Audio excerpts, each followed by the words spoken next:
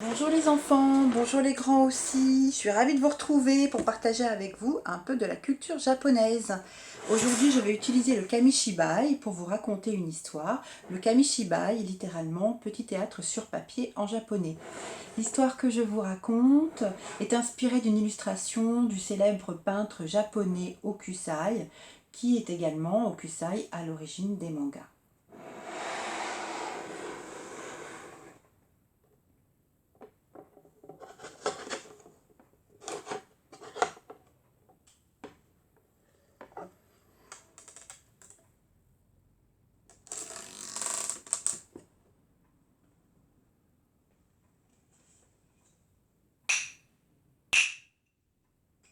La grande vague. Texte de Véronique Masséno. Illustration de Bruno Pilorget. Aki et Taro n'avaient pas d'enfants. L'été de leur vie finissait, sans fruits ni fleurs, à cueillir au jardin.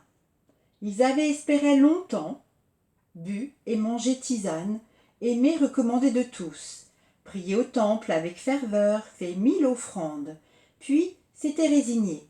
L'enfant dont ils rêvaient ne voulait pas venir, ne viendrait plus, jamais. Soupirs et larmes. Un miracle arriva. C'était un jour d'hiver et de grand vent. C'était un jour de houle, mais il fallait prendre la mer.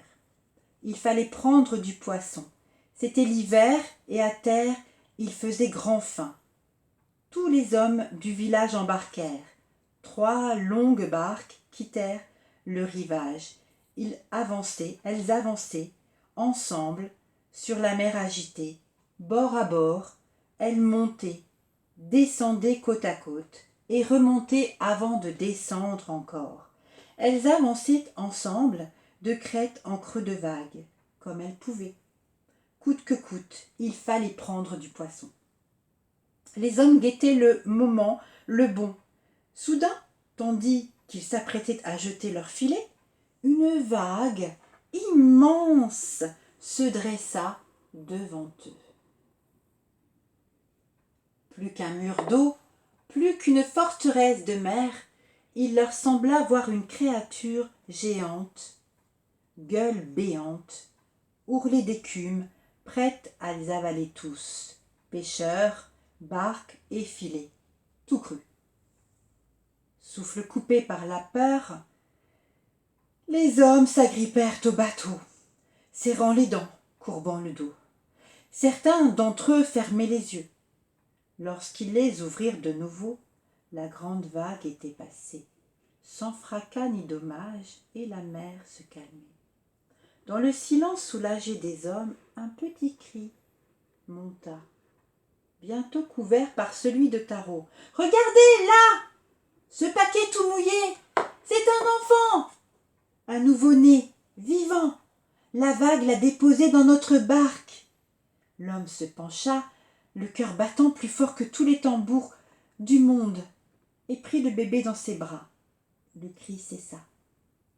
Sourire et rire, l'enfant rêvé, tant espéré, si longtemps attendu, était enfin venu.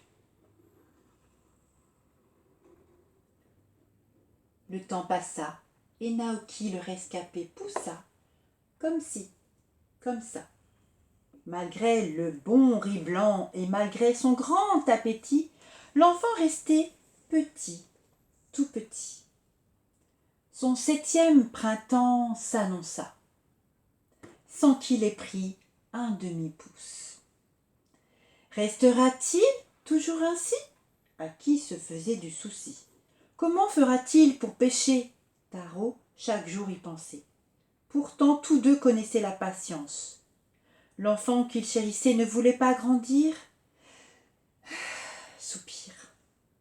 Peut-être suffisait-il d'attendre une petite vie dans leurs 2 bras. C'était si beau déjà. Naoki, lui aussi, attendait. Ses camarades poussaient, eux, et plus vite que le bambou. Il allait souvent s'asseoir sur le tronc d'un vieil arbre, penché au-dessus de la mer. L'œil vague, il laissait flotter ses pensées de ci, de là, au gré de la houle et de la marée. Alors, comme une armée de 100, 2000, de 100 000 pêcheurs, celle-ci lançait à l'eau leur filet de questions. Pourquoi ne suis-je pas comme tous les autres enfants? Pourquoi ne suis-je pas venue, moi aussi, du ventre rond de ma maman? Qui donc, femme au flot de mystère, m'a donné de vivre sur terre? Qui dois-je nommer, père et mère? Qui dois-je aimer vraiment? Or, un jour, qu'il était ainsi penché, perché sur son arbre, il aperçut, juste au-dessus de lui, un beau poisson d'argent, brillant de toutes ses écailles, qui frétillait comme pour attirer son attention. Naoki se pencha un peu. Le poisson lui souriait. Naoki se pencha beaucoup. Le poisson l'appelait. Naoki se pencha encore, et lâcha prise, et bascula, et tomba dans la mer. Dès que l'enfant fut sous l'eau claire, le poisson lui parut plus gros. Il avait des moustaches, et sa voix grave portait plus loin. « Bonjour, mon petit, viens avec moi. Je sais qui peut répondre à tes questions. » Naoki le suivit, comme s'il avait lui aussi des nageoires. À mesure qu'ils s'éloignaient tous deux du bord, l'enfant sentait changer le décor. Autour d'eux, il faisait sombre. L'eau devenait plus froide et le courant plus fort. Bientôt Naoki dut s'accrocher au poisson pour avancer encore. « Je croyais que sous l'eau, tout était calme et beau, chuchota-t-il pour lui-même, que l'on pouvait cueillir le corail, en bouquet jouer à cache-cache dans les anémones, faire la ronde avec les étoiles de mer et trouver des trésors. » Son guide silencieux s'enfonça de plus belle dans la nuit sous-marine. Soudain, alors que sa monture s'élançait dans un tourbillon, Naoki fut pris de panique.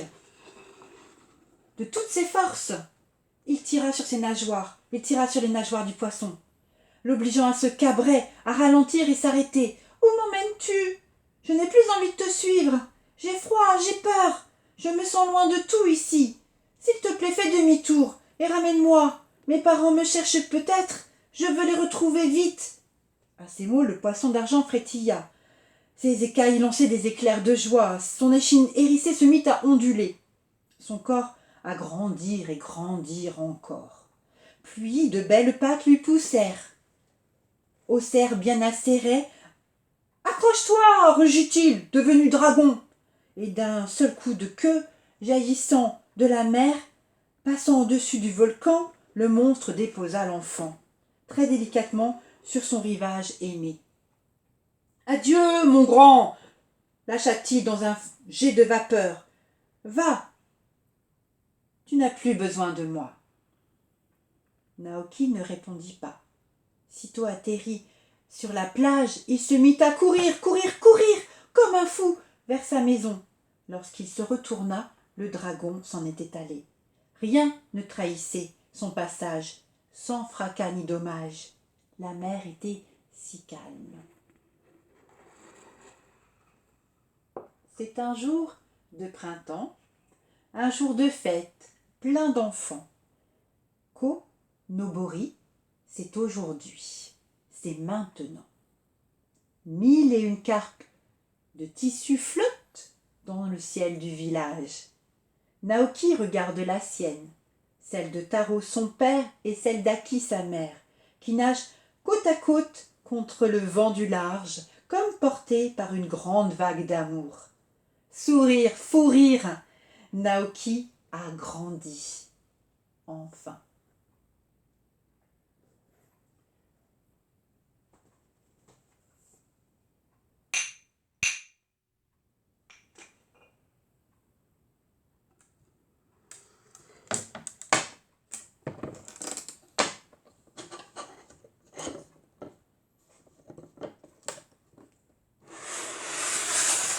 Et voilà, l'histoire est terminée, j'espère qu'elle vous a plu.